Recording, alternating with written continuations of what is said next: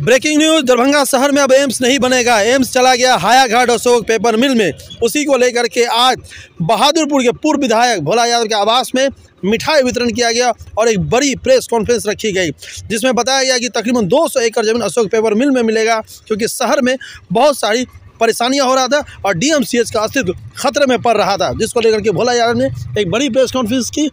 आइए हम आपको सुनाते हैं। खास करके दरभंगा जिला, समस्तीपुर जिला, मधुबनी जिला और सटे हुए नेपाल के जो जिला सब है, खास करके मधुबनी जिला से सटे हुए, वहाँ के लोगों के लिए खुशी का दिन है। जो हम लोगों का सबसे पुराना अस्पताल दरभंगा मेडिकल कॉलेज अस्पताल, जिसका कि अस्तित्व एक राजनीतिक के तहत ख़त्म किया जा रहा था, उसको एक क्लिनिक के रूप में परिवर्तित किया जा रहा था, वो उसका अस्तित्व पुनः बहाल रह गया। साथ ही साथ जो एम्स दरभंगा को मिला था, उस एम्स के लिए भी उचित स्थान मिल गया। अर्थात पहले का जो योजना था उसमें था जो दरभंगा मेडिकल कॉलेज का जो ज़मीन है उसमें से 200 एकड़ ज़मीन एम्स को दिया जाएगा और दरभंगा मेडिकल कॉलेज एक क्लिनिक का रूप हो जाएगा। 27 एकड़ मात्र ज़मीन बच रहा था दरभंगा मेडिकल कॉलेज के पास में, जो कि एक मेडिकल कॉलेज के पैमाना के हिसाब से भी काफ़ी कम था। अब माननीय मुख्यमंत्री जी ने और माननीय उप मुख्यमंत्री जी ने जो निर्णय लिया है वह स्वागत योग्य है और उससे खास करके दरभंगा ही नहीं बल्कि इस पूरे इलाके के लोग आह्लादित हैं। अब एम्स का निर्माण अशोक पेपर मिल वाले जो भूभाग है, बड़ा सा भूभाग है, उसमें से एक भाग काट करके एम्स को दिया जाएगा और वहाँ पर एम्स बनेगा। ये सैद्धांतिक सहमति हो गई है, आगे की कार्रवाई शुरू हो गई है और यहाँ भी जो काम शुरू हो गया था एम्स का, इसको तत्काल रोक दिया गया है।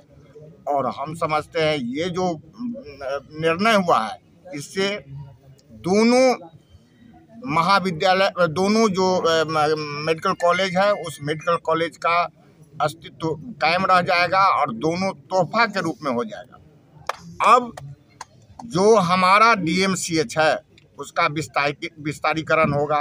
माननीय स्वास्थ्य मंत्री जी ने नए नए प्रोजेक्ट दिए हैं, 2-3 और नए बिल्डिंग बनने वाले हैं, उसके लिए भी जो ज़मीन खाली हुआ है उसमें नया बिल्डिंग बन जाएगा और एम्स का भी विस्तारीकरण होगा। खास करके यहाँ का जो ट्रैफिक व्यवस्था था अभी ही चरमर है और यदि एम्स बन जाता तो इतनी बड़ी आबादी को कंट्रोल करना यहाँ के ट्रैफिक के हिसाब से, रोड के हिसाब से काफ़ी कठिन था।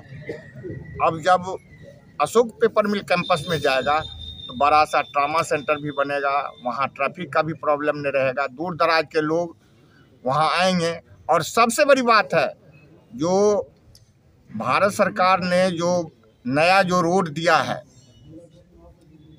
वो रोड का भी अलाइनमेंट वही है, तो उससे भी जुड़ जाएगा। तो दूर दराज के लोग, खास करके समस्तीपुर उधर चले आए, वैशाली, उसके लोग भी आसानी पूर्वक एम्स में इलाज कराने आ पाएंगे। इसलिए आज का दिन बहुत ही खुशी का दिन है और हम समझते हैं आप मीडिया के साथियों का भी बहुत बड़ा योगदान रहा है इस चीज़ को दिखाने में। जो नई डीएमसीएच का अस्तित्व बचना चाहिए और एम्स भी बनना चाहिए।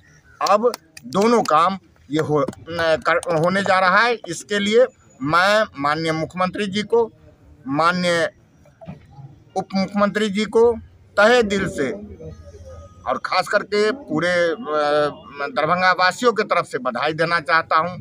महागठबंधन के साथियों के तरफ से बधाई देना चाहता हूं, जो ये सराहनीय कार्य और ये सूझबूझ वाली कार्य किए। केंद्र सरकार की सहमति सिर्फ एम्स देने का है, ज़मीन देना था बिहार सरकार को और ज़मीन की उपलब्ध कराना था बिहार सरकार को। वो ज़मीन बिहार सरकार उपलब्ध करा दी है, तो निश्चित तौर से जहां ज़मीन उपलब्ध होगा वहीं बनेगा। इससे पूर्व भी 86 बीघा ज़मीन डीएमसीएच में उपलब्ध कराया गया था, क्या होगा? जो ज़मीन है डीएमसीएच का है, और डीएमसीएच का ज़मीन दिया गया था। वही तो बात मैं कह रहा हूँ कि एक पूत को गंवा के दूसरे पूत की प्राप्ति ये कतई उचित नहीं था। इस काम को माननीय मुख्यमंत्री जी ने, माननीय उप मुख्यमंत्री जी ने किया है, जो दोनों पूत का रक्षा समय अनुसार अच्छे तरीके से किया। सर, ऐसा तो नहीं है कि केंद्र की और राज्य की लड़ाई में एम्स दरभंगा वालों का सपना ही रह जाए? इसमें कोई लड़ाई का गुंजाइश ही नहीं है। सरकार को जमीन चाहिए, जमीन मिल रहा है। डेवलप्ड जमीन चाहिए, डेवलप्ड जमीन मिल रहा है। तो उस समय सब जब चयन किया गया होगा तो उस चयन समिति ने क्या ये चीज़ सारी चीज़ें नहीं देखी? क्योंकि उस समय भी नीतीश कुमार मुख्यमंत्री थे, अभी भी उन्हीं की एडवाइजरी कमेटी होगी। ऑप्शन पर विचार नहीं हुआ, सीधा हुआ जो जहां डेवलप्ड जमीन है उस पर काम किया जाए। और यहाँ के खास करके कुछ भारतीय जनता पार्टी के जो लोग थे अति उत्साहित में इस तरह का कर दिए, जो नहीं इसी में इसके पास काफ़ी ज़मीन है, बेकार ज़मीन है, इसी को दे दिया जाए, शहर में बन जाएगा। उनके अति उत्साहीपन के चलते ये निर्णय हो गया था। अब सरकार गंभीरता से विचार की, सारे स्थितियों को विचार किया। क्या आपको नहीं लगता है यहाँ पर यदि बनता तो ट्रैफिक का प्रॉब्लम होता? क्या आपको नहीं लगता है यहाँ पर इतनी घनी आबादी में एम्स को का निर्माण कराना, फिर उसका हॉस्टल का निर्माण कराना, उतना बड़ा जमात को यहाँ एस्टेब्लिश करना कितनी कठिनाई होती? ये सब चीज़ों पर जब विचार किया गया तो हुआ जो शहर से बाहर ले जाया जाए। पटना में भी बना है, शहर से बाहर बना है, और आज वो इलाका शहर से भी अच्छा शहर बन गया। हम समझते हैं हायाघाट का इलाका, खास करके सुरहा तक का इलाका काफ़ी डेवलप्ड हो जाएगा और कई व्यवसाय के नए नए रूप मिलेंगे, होटल खुलेंगे, सब कुछ खुलेंगे, क्योंकि लोगों को ठहरने के लिए जगह चाहिए। ये इस मामले में उस इलाका का बहुत विकास होगा और ये विकास कहीं ना कहीं दरभंगा का विस्तारीकरण होगा। सर, क्या लग रहा है कि वहाँ पर एम्स का जमीन? देखिए, दरभंगा में नदियों का जाल है। हमारा जो खास करके एक कंस्टिट्यूंसी ही ले लीजिए बहादुरपुर, तो इसमें 7 धाराएं हैं। क्या काम नहीं हो रहा है? काम हो रहा है।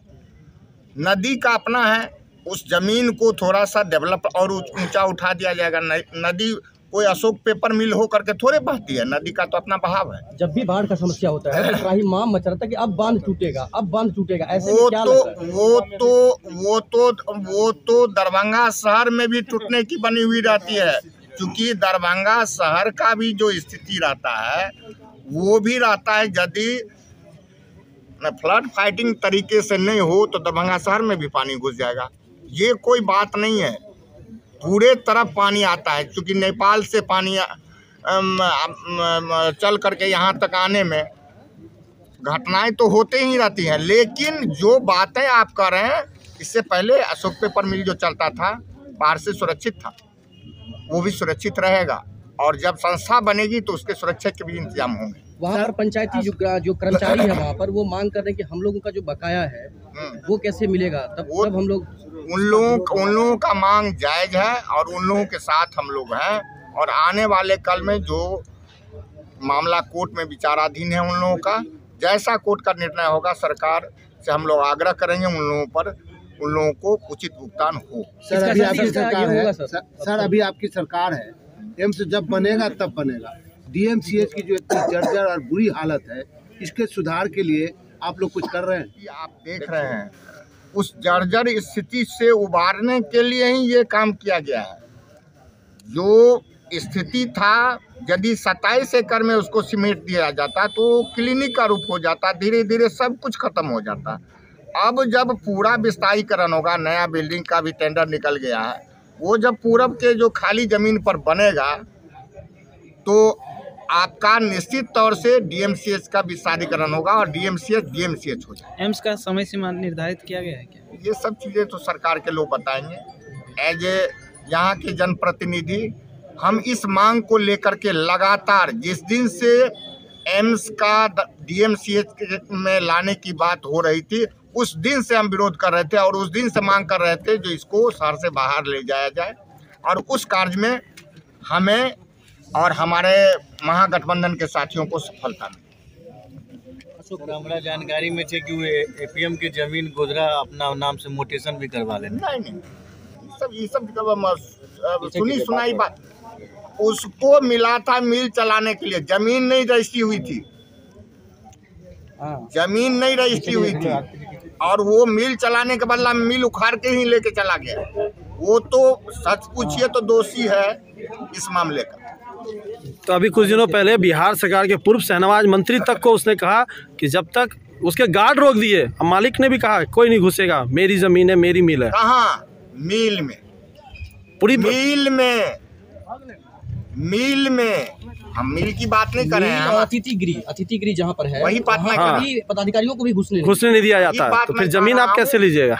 वही बात मैं कह रहा हूँ, जमीन जो है वो बिहार सरकार की जमीन है और इंडस्ट्री डिपार्टमेंट की जमीन है, वो उनकी जमीन नहीं, जमीन उन्हें नहीं दिया गया है। ये बात भ्रम हटा लीजिए।